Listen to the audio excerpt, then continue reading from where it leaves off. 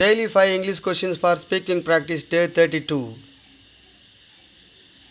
You accidentally dropped someone's phone. How will you react and what will you say? நீங்கள் தவறுதலாக யாரோட கைபேசியை கீழே போட்டுவிட்டீர்கள். நீங்கள் எப்படி எதிர்வினையாற்றுவீர்கள்? என்ன சொல்லுவீர்கள்? You met your teacher outside school after a long time. What will you talk about?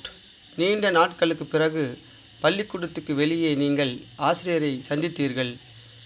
நீங்கள் என்ன பேசுவீர்கள்? You are standing in a long queue at a ticket counter. The person behind you is pushing. What will you say? நீங்கள் ticket கவுண்டரில் நீண்ட வரிசையில் நிற்கிறீர்கள். பின்புறத்தில் உள்ளவர் தள்ளுகிறார். நீங்கள் என்ன சொல்லுவீர்கள்? You are watching a movie and someone's phone rings loudly in the theater. What will you do? Cinema பார்க்கும்போது யாரோட கைபேசி சத்தமாக ஒலிக்கிறது. நீங்கள் என்ன செய்வீர்கள்? Your friend borrowed your book but hasn't returned it for weeks. How will you ask for it politely? உங்கள் நண்பர் உங்கள் புத்தகத்தை வாங்கிச் சென்று பல வாரங்கள் ஆகிவிட்டது, இன்னும் திருப்பி கொடுக்கவில்லை. அதை நாகரிகமாக எப்படி கேட்பீர்கள்?